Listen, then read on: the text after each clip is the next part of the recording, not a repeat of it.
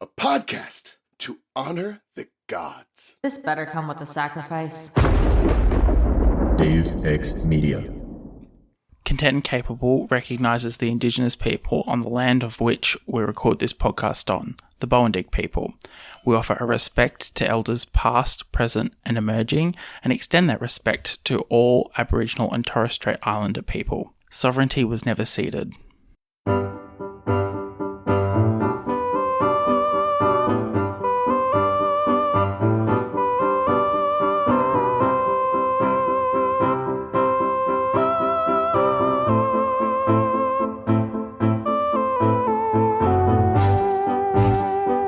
Welcome to Content and Capable, the podcast where if you have a bit of an accident in the kitchen, you might be overwhelmed with the desire to replace all the containers in your kitchen one by one.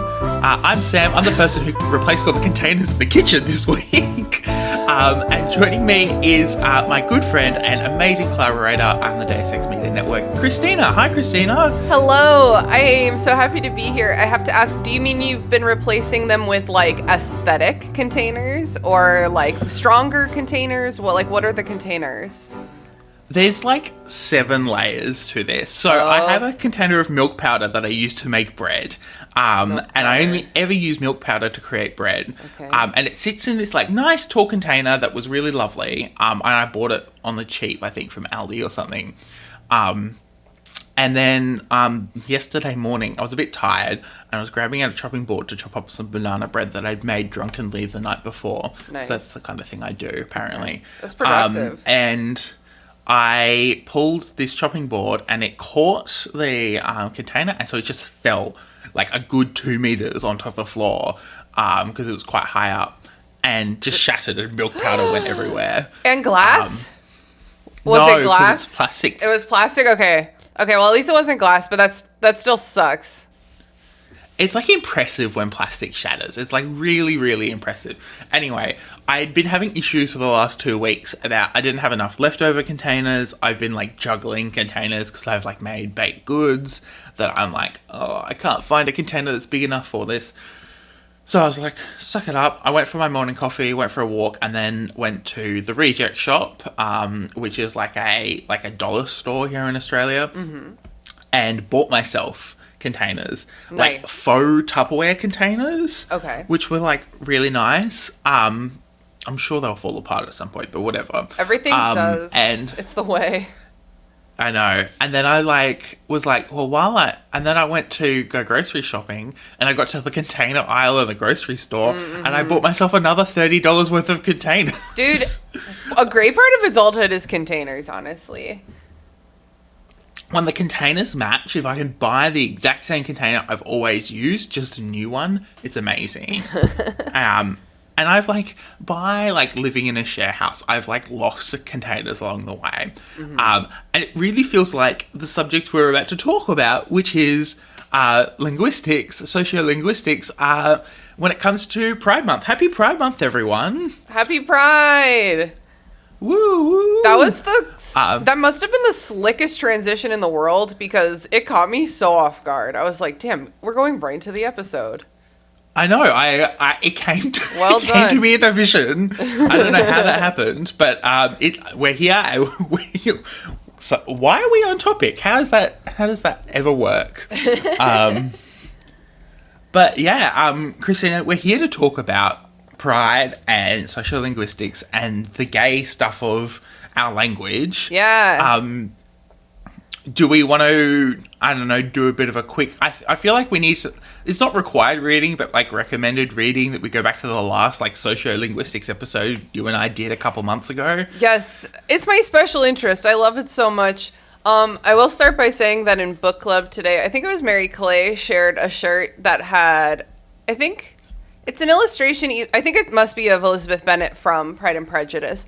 And it says, we need more pride and less prejudice. And it was like a pride shirt. I love it. So I just wanted to share that. That's amazing. Yeah, I'd love to talk about sociolinguistics of queer communities a little bit and marginalized communities more generally. And when I was doing a little bit of research for this episode, I saw that queer linguistics is also sometimes called lavender linguistics because of the association of lavender with the queer community. I love that. Sorry, dumb question. Does lavender bloom at this time of year for you guys in the States? Whoa, when does I actually probably it's a flower and it's June. Yeah, it says May to July.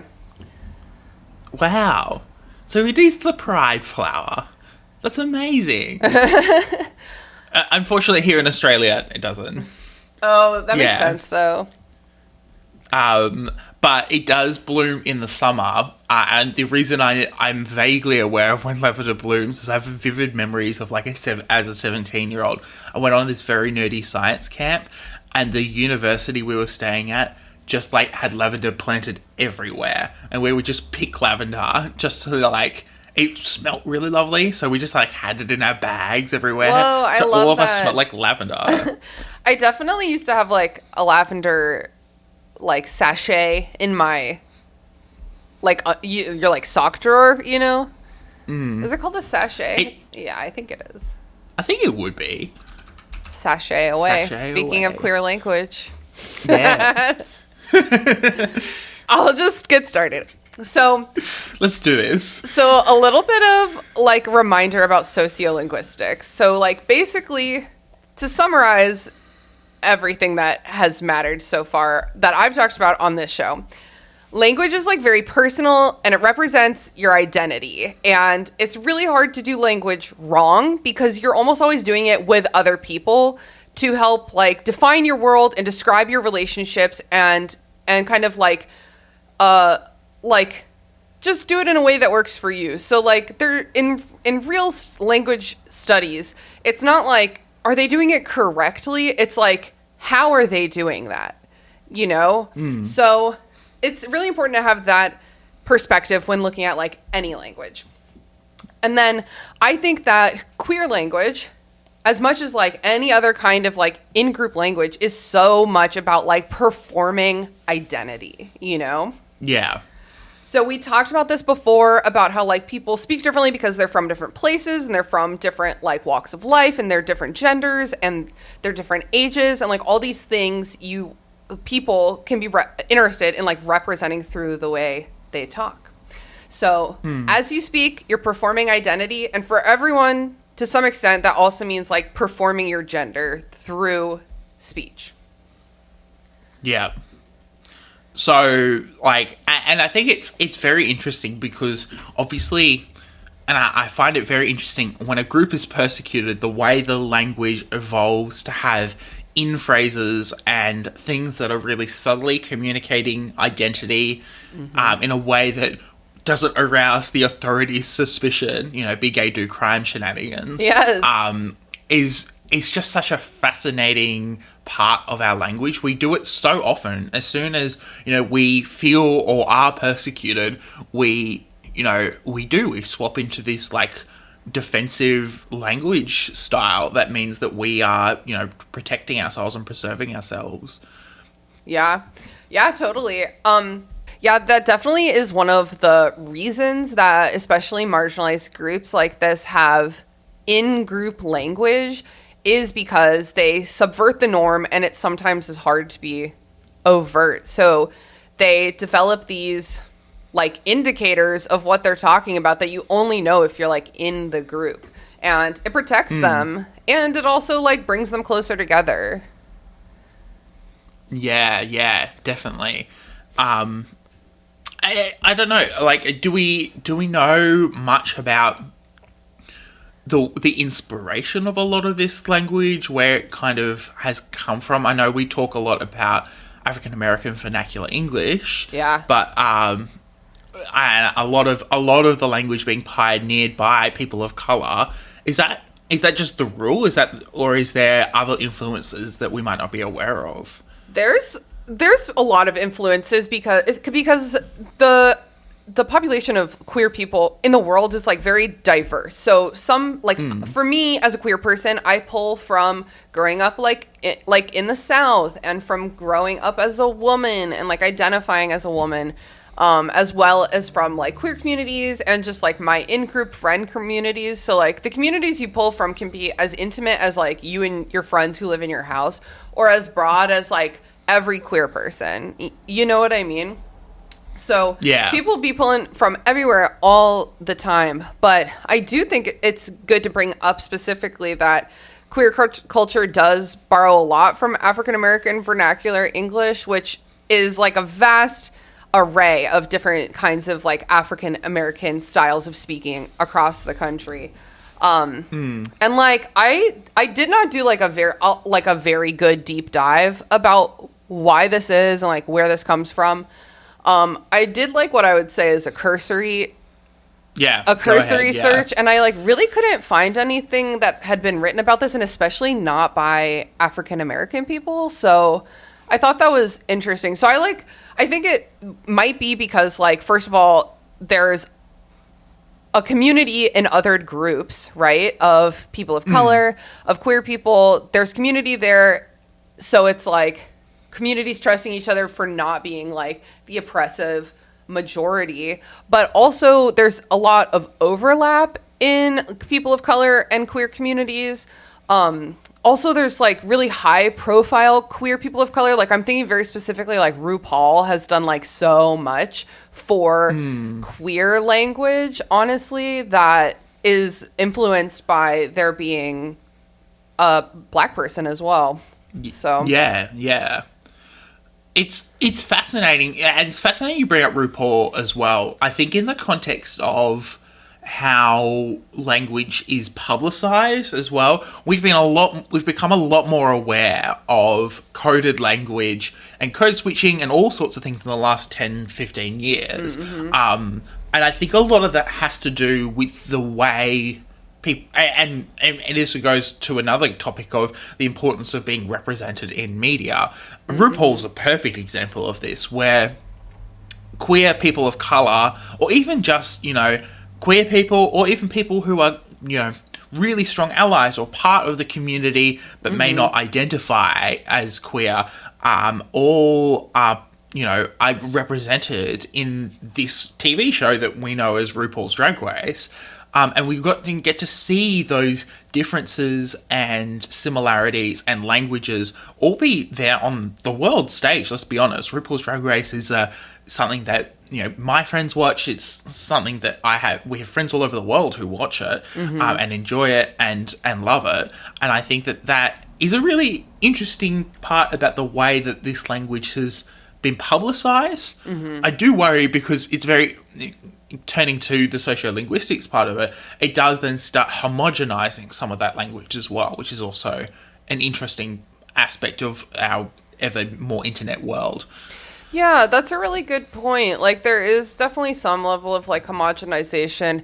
There's also a bit of, like, people doing, like, internet speak stuff, like people who hang out on, like, TikTok have, like, a bit of, like, a different way of speaking, a different shared context that they can use to communicate that like people who are off TikTok don't have. I feel that one a lot because I just like don't care about TikTok, and I definitely don't like listening to videos. But that made me sound so old. And then like the other thing is that being so totally online, it makes things travel so much more quickly. Like the way that some language just like goes so hard and then dies out so hard. I'm thinking of the word like slay, which went so hard and died so quickly because it just like speeds everything up, kind of like fast fashion, but for language. Yeah, it is fascinating. It's fascinating to see what is left behind as well. Like every now and then I do accidentally use the word slay in a professional context. And the way that my co-workers, who are only 5 years older than me, like I'm quite young in my workplace, but, people are only 5, 7 years older than me, they would have grown up when this language was popular. They were in their 20s when this language was popular. And it just like, it almost comes across as jarring to them. Like I watch their reactions when it just comes out of my mouth, the word does. But, other words as well. And it's like, oh, that's right. We don't have, like, that shared linguistic context. And I'm only like 5 years younger than them. Theoretically, I should have a very similar shared linguistic context. Yeah, that's also like what leads people to code switching, which is something that I learned about this in school, in college in like 2010, 2011. And very soon after I started hearing people talk about it in regular life outside of linguistics classes, which made me really happy because it's an important thing to know that we're doing and be able to talk about as like a linguistic skill and burden sometimes. Everybody does it a little bit. I think that it's worth mentioning that like obviously marginalized groups have to do it a lot more to conform to like what the majority perceives as like standard, you know. So someone like me, I just talk like an educated white bitch from like the vague mid-Atlantic, and I don't have to code switch a lot. Basically what I do is like turn off swearing sometimes, and I'm not really even that good at that. But some people have to do it a lot, you know. Some people are raised speaking in ways or come to learn to speak in ways that are like really different from what they can do out in the world, or what they feel they can do for their own safety, or just make things easier for themselves. It's fascinating how much the culture you surround yourself in your day-to-day life influences your language.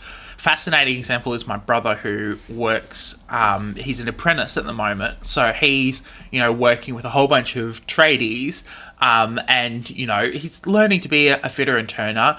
And the way he speaks, that he kind of gets that, not bogan, like broad accent, but he gets that like more rounded Australian accent that I've got a bit more of a tighter Australian accent. And then, you know, the language as well, the swearing, the, you know, sometimes, you know, the things he says, I go, wow, like I would have never have picked you as someone to say it. But because he's immersed in that culture, that's how he's changing. It's like the two of us have lived very different lives since finishing high school, and his language has changed significantly to the point where we're about to go work with children, and I've had to remind him, I'm like, you might need to practice like not swearing in front of children. It is hard. It's hard to do that. Yeah, it's funny because I'm still good friends with my college boyfriend Joey, and he's at my house right now, and I was like, because he hangs out with my husband, and I was like, I'm doing this. We were talking about code switching because I told him I was doing this episode, and he and I, like, in college together in like 2010, we went to college in Norfolk, Virginia, and it's like much more Tidewater Southern there. It's like a lower income bracket. We were hanging out in like much more diverse communities, like just, you know, hanging out with like a bunch of punk kids who are doing drugs on the street and stuff. So we were talking about the way we used to speak in college and like how different it is from the way I talk now. It is very interesting. And now I feel like I talk a lot girlier because all my friends are girls now, but back then they were all boys because I was not like other girls. Yeah. It's so fascinating, and it just now vividly reminds me of when we played the drunk Jenga and the Southern accent card. Oh my god! It never really lands on me, but I still remember it. Like it replays in my brain at least once a week. But it is. It's really just like a fascinating, and it's interesting you mention socioeconomics and location as well. I find it fascinating, having grown up in the city and now have moved to regional Australia, the really, really subtle ways that language and culture has changed as well. To be honest, this town I live in, majority white people. Both the towns I've lived in regional Australia, majority white people. It's got a, you know, not insignificant migrant population, but as I said to a friend of mine when I went back to Melbourne one time, I said, sometimes it's very easy to forget that people of colour exist because you don't see them, like, super often. Ooh, yeah. And it's so interesting because then the way that things are spoken about, like, when people exist in your culture, you are aware of them and you talk about them differently than if you don't see them. And it is a very fascinating switch. And the town here is very respectful, and, you know, people aren't, you know, out here saying completely racist things, but like being aware of like who you say things in front of and the way that, you know, their culture interacts with your culture, and I think is way more important in a city than sometimes it is, or in, you know, low socioeconomic areas where, you know, people of color are represented even more than they really should be, because they should be represented equally through the entire population. Mm-hmm. Wow, that was a rant. Yeah, but that is how communities, you know, develop languages that work for them and like your localized community. So a lot of work has been done about like in linguistics, in the history of linguistics, about like male versus female language. And there's like definitely like something to that because of how we're raised and socialized. Like there's definitely a lot there, but it is worth mentioning that like the queerer society gets, the more we kind of like fuck up those like male female models, which is really interesting. That's not to say that like gay men talk like women, but it just gets like a lot more like messy. So like these male versus female differences in the way you speak are like absolutely completely learned. And this is like really easy to see and obvious. Like if you've ever had a transgender friend like transition right before your very eyes, like you can change your voice. Hormones help. There's like definitely a hormonal aspect, but a lot of it is performed. A lot of it is about like inflection and like word choice. So yeah, it has to do with like socialization, the inflection, word choice, and then hormones are a part of it. And then it also has to do with the length of your fucking vocal tract, your like esophagus.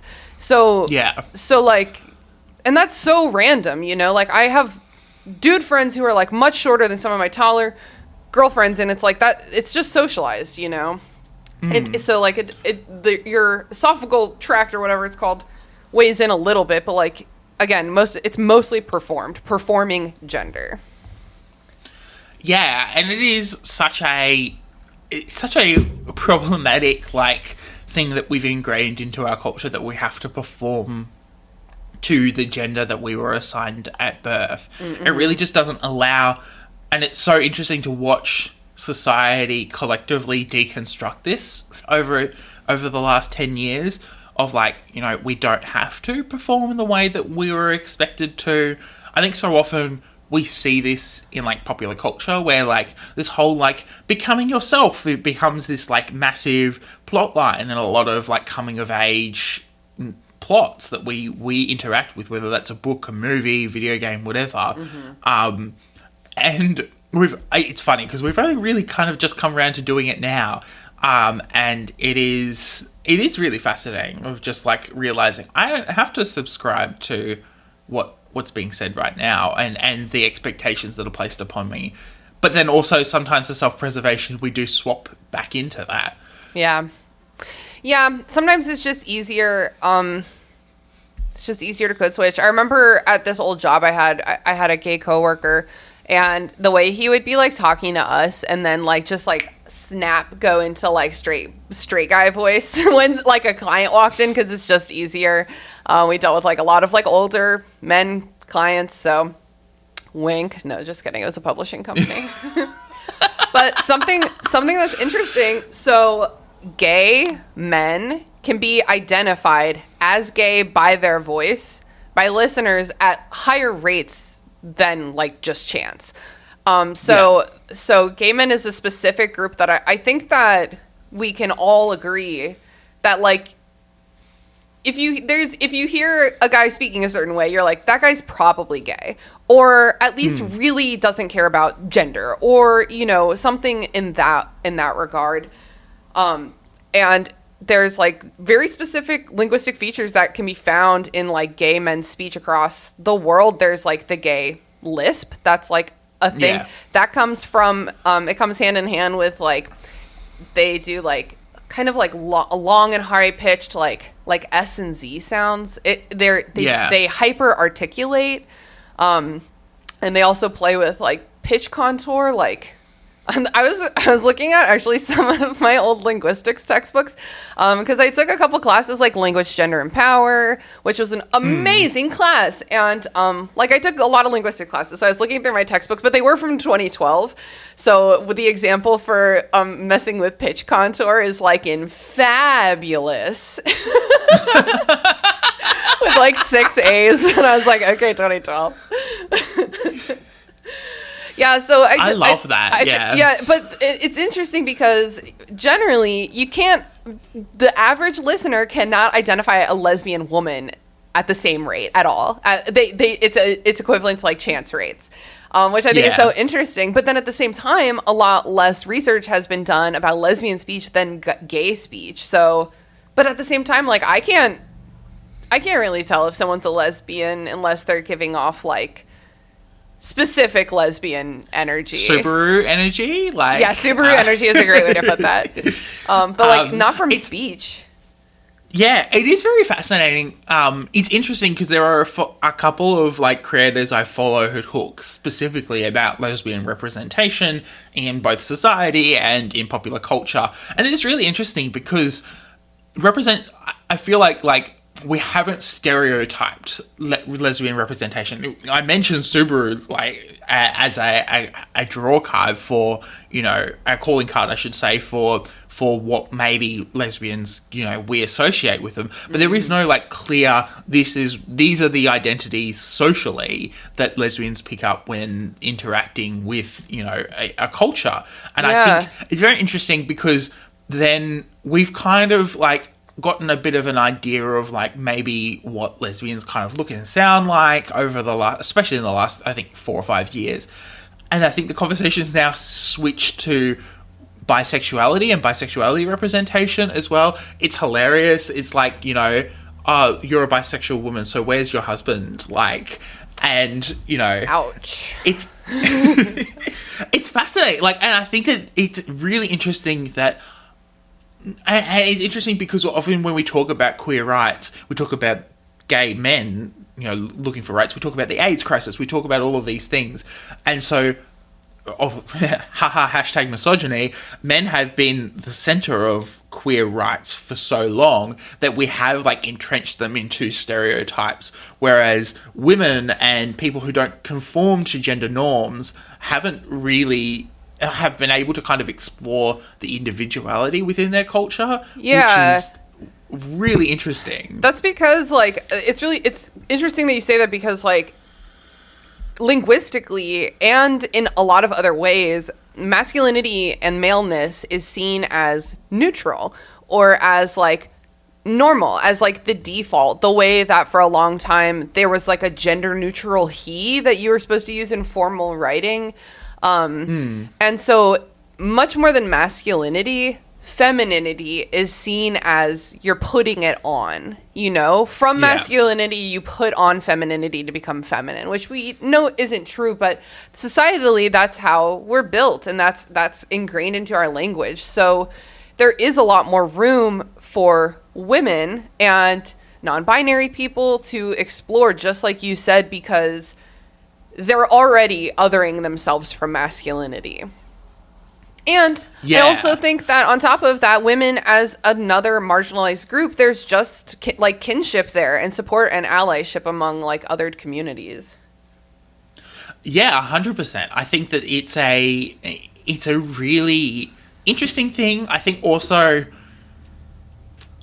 you know, we're really good at like ignoring groups that we want to other. I think as society, and one of the failings of our society has been the very, very easy ability to kind of go, well, they're other, we're just not going to acknowledge they exist. I'm thinking especially Christians love to do this, where, you know, if you don't conform to our worldview, you don't exist in our head.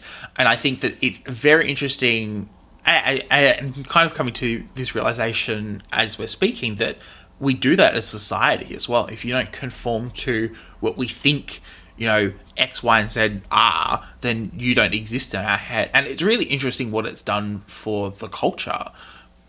Yeah. Well, and that's like part of the power of putting words on things, you know, like we've been doing that so much more and like so much better lately, like getting inclusive and trying to make our language as precise and technically accurate as possible. For example, the phrase people with periods, which is something that J.K. Rowling had a lot to say about in 2020.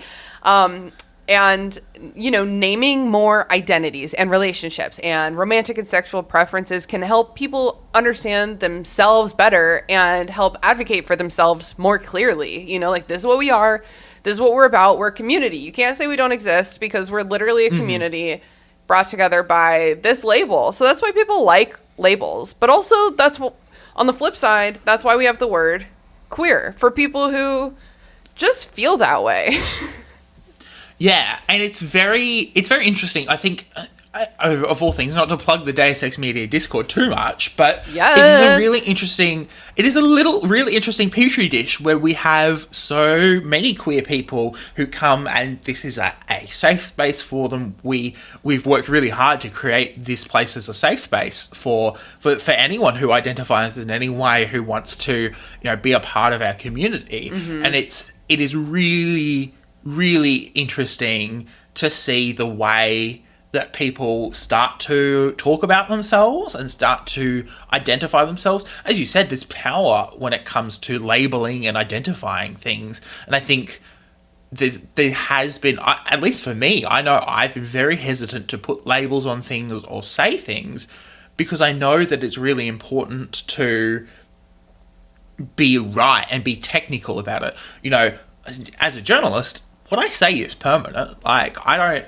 even if it's on radio, everything I say on radio is recorded and it's uploaded on the internet to be replayed for however many times people want them. Everything I write, and it's really important to represent people in the way that they wish to be represented. And we see this in all sorts of situations. I think it's really interesting to see, at least in a writing sense, the way that people my generation have become aware of that and are actively working to create, you know, a way to communicate about people in a safe way. It's simple things like using the default they when you don't know someone's preferred pronouns and things like that. Let me tell you about they. Nothing really. It's just, I know we all know by now, but like the singular they is like really old. It's from the 14th century, which by the way is the 1300s. It's from Middle English. So there was Old English, Middle English, and Modern English, which is what we speak. And those languages are kind of incomprehensible from each other. Like, you definitely can't read Old English, and in Middle English you might be able to recognize some stuff, but it's definitely different. And so we've held on to they, the singular they, for this long. And it's literally been in use for centuries and centuries. And it was only prohibited by like grammarians in the mid 18th century. That's the 1700s. So like, it's only been since then that people have been saying no, no, no. And for no fucking reason. If anyone ever tells you, you can't do that with language, there's no fucking reason. Just saying.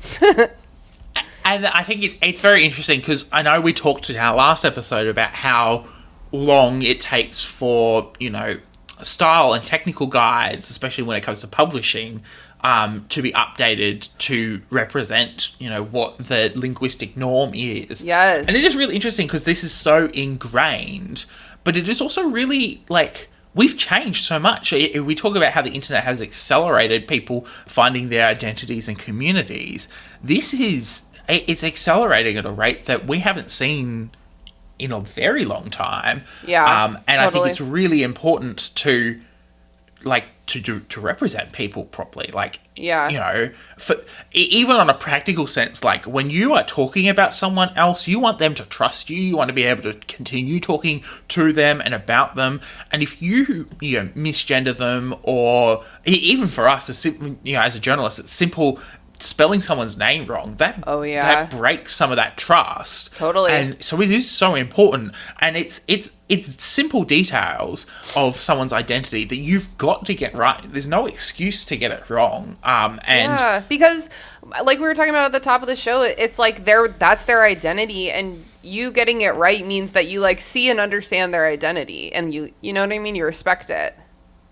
Yeah, 100%. Yeah. It's so interesting. So, and I know that people in like our generation and the listenership of your show isn't like this, but some people like my mom like to be like, it's hard to learn. I don't know what to say, and it's a matter of just like listening and literally training yourself. Like, I know that everyone has different like fluencies with language, but like when I started wanting to like replace like assuming someone's gender with like the singular they in my speech, like you just practice that shit and you just like when you get it wrong, you just like casually correct yourself, like no big deal whatsoever. Like I love her dress, I love their dress, it's like the easiest thing. Yeah. Like you don't have to, what I'm saying by it's the easiest thing is like you don't have to make it a big deal, just like casually correct yourself. Also, this helped me so much. I fostered 3 cats and I didn't know their biological sexes. And so that helps me get really good at using they, because the cats didn't care at all.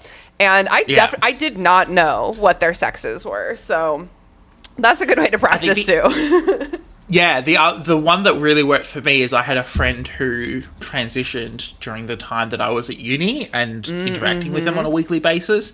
And so it was really good to practice that, and also practice, when people choose a name that's different to the one that maybe they introduce you with.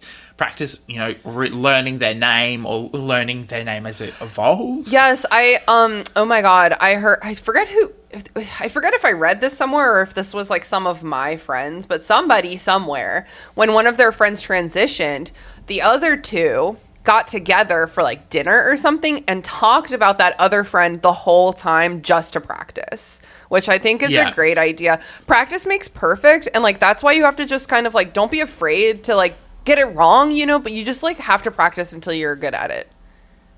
And it often, like, for me, my experience has always been, if you come with it with genuine curiosity and making it clear that you're learning and acknowledge that you might get it wrong, often people are really easy at forgiving. Like, you just have to be trying. That's all anyone wants from you, is for you to be trying. And self-correction is really important. I find a lot of the time we're talking about, people like our parents who go, this is all too hard. They don't want to like correct in their speech. They want their speech to be perfect. And I think it's actually probably more of a product of the way they were brought up, of like, totally speak properly. And and it's like, really, really important to acknowledge that the way that we speak in the modern day and age would be considered totally improper in the 80s, not like 40 years ago. Yeah. And I think it's really important that we acknowledge that, because we're constantly self-correcting in I edit audio for both a living and for this podcast. Oh my God. Constantly self-correcting our sentences. Dude, Sam, we get the blessing of being able to edit what we say after, maybe not on the radio, but for podcast land, because sometimes I'm editing and I'm like, that was the dumbest thing. Like, why did I say that? And I just cut it. Nobody has to know I said that dumb thing. We're really lucky. Like, if our journalists record an interview and we're going to play it on air, I get to make the journalist sound smarter. I get to make sure the talent sounds smarter. I get to make sure people's sentences are coherent. Because the idea of radio is you could tune in at any point. Yeah. And so linguistically, it's a really interesting concept of being on the radio, because you do have to be able to get that context really, really quickly and understand what people are talking about. I bet you have to repeat yourself a lot. We do. It's a lot of repeating ourselves. Yeah. It's also just a lot of like rehashing details and assuming that people are tuning in for the first time, which is really interesting. Like, it's like, and it almost becomes like mechanical, and then obviously something throws you and you're like, oh, what's going on? What a practice in like comprehension though. Oh, 100%. And like, for me, like, I might only hear something once, but I've got to be an expert in through one listen. And it's really, it's hard. And I think the practice that I've had in training myself to be aware of my surroundings and understanding the language in which people are communicating things to me has really helped. Also, the other thing that really helped for me is I worked at a radio station that was staffed by a whole bunch of queer people. And so I got to sit and listen and experience and watch, them, use their language and also use their preferred pronouns and preferred ways of saying things. And everyone's got their individual quirks and preferences and stuff. And so you become used to being aware and accommodating for that. And it now just comes really naturally. It took me 4 years, don't get me wrong. I came from, a very sheltered Christian upbringing where, no one talks about this stuff. And, it's very easy now for me to be able to do that. And it's funny because I now get into, fights and quite heated discussions with my parents and siblings because I sit there and I go, we could be using more inclusive language here, people. Yes. I have that problem with some of my friends too, where I'm like, I have a friend who still occasionally drops the R word and then she's like, oh, I know that's the word you don't like. And I'm like, I didn't invent that. I'm not the person who said we don't do that anymore. Yeah. It's also really interesting. Oh, and I think this is the other thing I find really fascinating about what is appropriate and inappropriate in a country is having spent time in the States, a lot of time chatting to you, Christina, and the whole of the network. The use of the word cunt is fascinating. You said it so politely. The way that Australians use it and the context in which it's used compared to... I even see people get offended on the internet about, people using it. I sit there and go, the context is so incredibly different here than it might be in the States, or it might be in other cultures where it might only be used as the worst of insults. It's used a lot by the queer community, Yeah. And it's also the reclaiming of words that maybe used to be considered offensive, which I think the queer community has done such an incredible job of. We look at the word queer and the way it was used as an insult historically, and today people use it with pride and happiness, and I think that that's so important. Yeah, totally. It's about keeping what works for you and just getting rid of what doesn't work. So I think that the queer community using the word cunt a lot lately, which I love. I love the word cunt. It's really hard. I swear so much that not a lot of stuff sounds like a swear to me, but cunt is pretty good. It's got the hard consonants. It's got it's one syllable. It's got a lot of different uses. And so anyway, I think that the queer community tends to take aspects from performative femininity, what is classic femininity if not the cunt? And so what these people, a lot of gay men, they're turning the cunt into an energy instead of a body part, which I think is really interesting. I also am thinking about the gay community's use of the word mother, which is a newer one. It's this performative femininity that queer communities and especially gay men hold onto as just a bit of a way to play with gender and perform different genders, experience experiment with different things and just have fun with it. Serve some cunt, baby. Yeah, I think also reusing what might be considered an insult or what might be considered derogatory as an energy is really interesting. It's a bit of a middle finger back to the oppressors. I think it's a really interesting, and I'm sure it's not 100% done on purpose. I'm sure someone has done it on purpose, but the way that we've then expanded not the definition but the uses of the word cunt, cunty energy, Australians just use it as a term of affection sometimes, which I just think is, and it's also, I think, translated into, and then, as you said, mother, and mother is mothering, the phrases like these are really, so important to show that, that the definition isn't going to hold people down and hold people back. Yeah, language works for you, not the other way around. It almost, to me, it's a small expression of pride in the context of oppression, which I think is so interesting, especially when we're talking about it in the context of Pride Month, of, these things of like, I'm going to use what you would say to insult me as a way to proudly show that I am, part of this community and I love who I am. And I think that is so 100% important. And even to an extent where it's now kind of transferred into the general vernacular, where we have, people who are using it who might not be a part of the queer community or might use it because their friends who are queer use it and they get to, participate in this culture in a positive way. Mm-hmm. Yeah. It's fascinating because I think the way that straight people interact with queer culture is a really important thing. And I think it's something that linguistically it'd be really interesting to study the way that straight people adopt queer language. Well, kind of like I was talking about with Slay earlier, like I can't stop thinking about that one SpongeBob episode where Pearl is saying corral and then Mr. Krabs says it and she is like, now it's not cool anymore, Dad.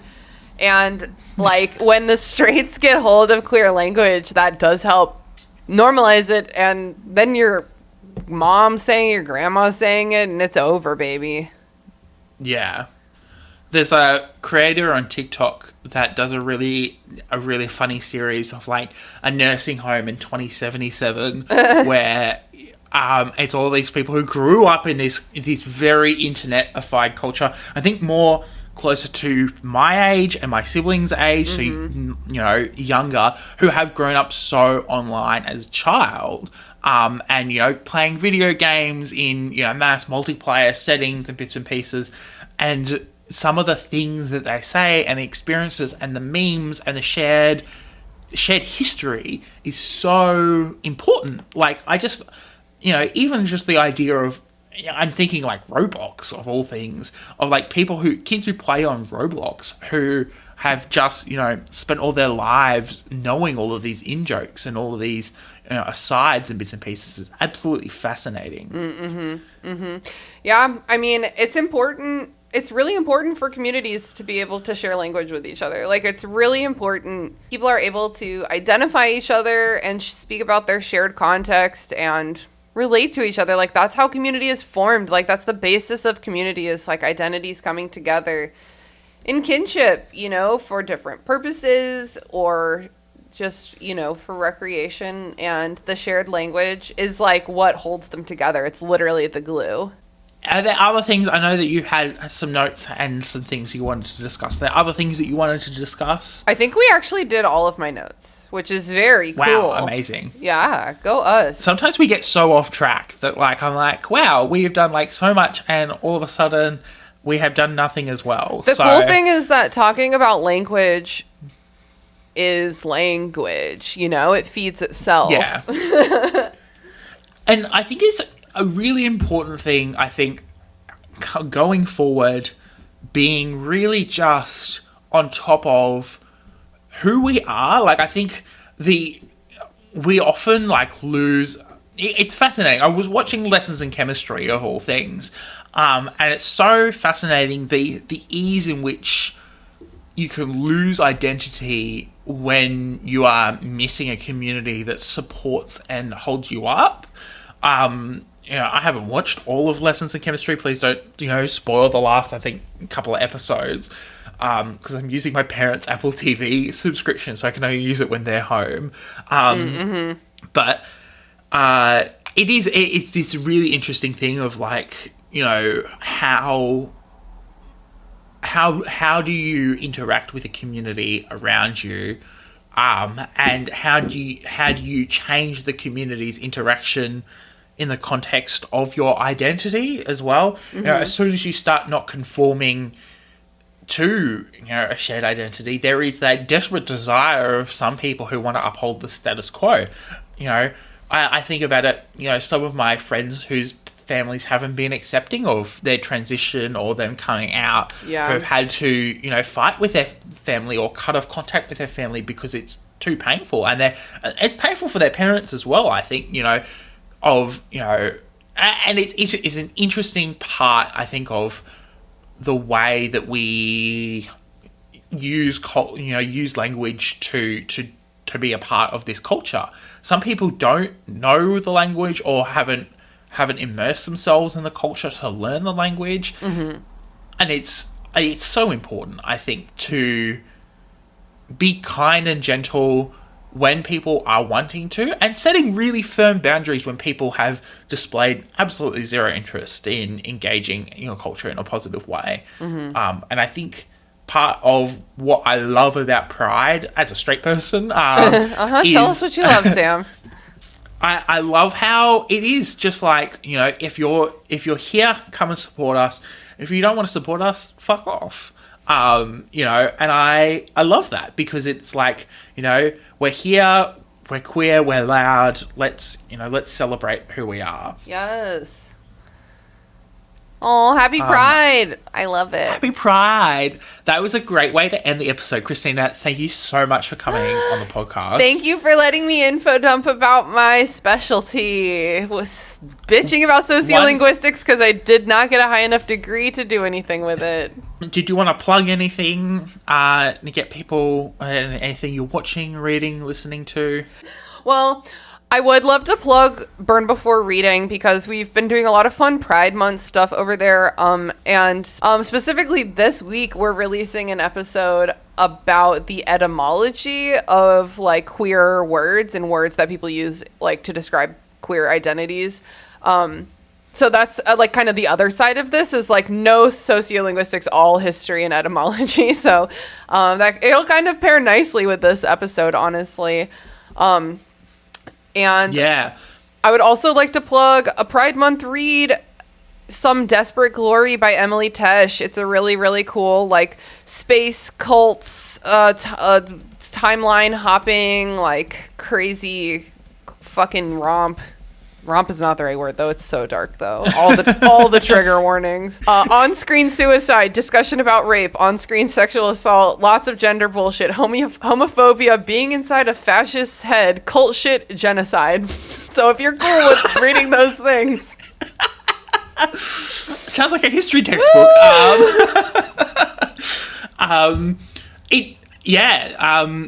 That's amazing. I definitely am going to have to check it out. I think this week, this week I'm going to plug, and it's a really interesting one. I've plugged it so many times before, but the Shameless podcast from Shameless Media is an absolute gem of.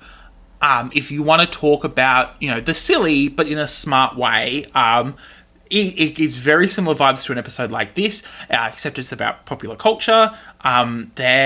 It's just an amazing podcast that kind of just dives deep into celebrity culture and the who, what, when, where, and why, and a really investigation into how things come about. I think it's a really important... It's great because it's like a time capsule of the week that is celebrity and pop culture news. But they also, you know, have really great energy, and it's just really lovely. They make me miss Melbourne because they both live in Melbourne, and it's just like they'll talk about the weather, or they'll talk about like how great it is to be in Melbourne in the late summer, and I'm just like instantly jealous and want to be there. So you definitely go and check it out. They do really great deep dives into, like, they do have like a scandal series where they go into, you know, the scandal of things. They've just done a James Corden one. I haven't listened to it, but a friend of mine has. She turned around to me and said it's really fascinating because they investigate, you know, that. They've also got like a whole suite of podcasts. They've got their, you know, that I haven't listened to, but I really enjoy. Everybody Has a Secret. It's a really great one. They investigate some really interesting moral quandaries, and I just love the idea of it. I just haven't got around to listening. But yes, always, I think Shameless is always a great listen, especially if you want to feel intellectual, but also across, you know, all the social media bullshit. Hell yeah. Amazing. Well, thank you so much, Christina, for coming on the podcast. It's been an absolute blast. Yes, thank you so much for having me. It's always fun. Content and Capable was recorded, edited, and produced by Samuel O'Brien. You can follow the podcast at Content, the letter N, Capable on Instagram, and you can find it on Facebook. You can also send an email through to contentandcapablepod@gmail.com with any of your thoughts, queries, or concerns. The best way to support the podcast is to leave a review on your preferred podcatcher so more people can hear the podcast. The art was done by Opia, and the music was written, edited, and produced by Jason Hilton. Content and Capable is proud to be a part of the Deus Ex Media Network, where you can find a podcast for any of your nerdy interests. I'm Christina Kann. And I'm Leela Hilton. And this is Burn Before Reading, the podcast about shiterature. We're here to examine the terrible writing we did when we were younger. Like that school project you were really proud of. Or that poem you wrote when you got dumped. Well, how about that apology letter you wrote to your mom when you got into that fight? Or the song you recorded before you knew how to write music. Okay, don't at me. And we're here to talk about other cringy literary topics along the way. Like the Library of Alexandria. And Dewey Decimal. His name was Melville Dewey.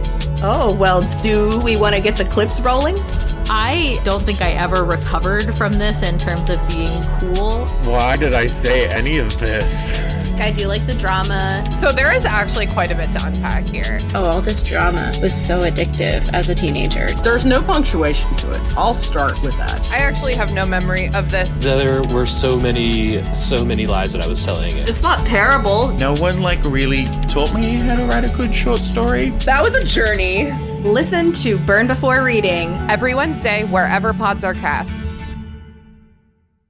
Thank you for listening to Content and Capable. Don't forget to rate and review, and we'll see you next week for another episode.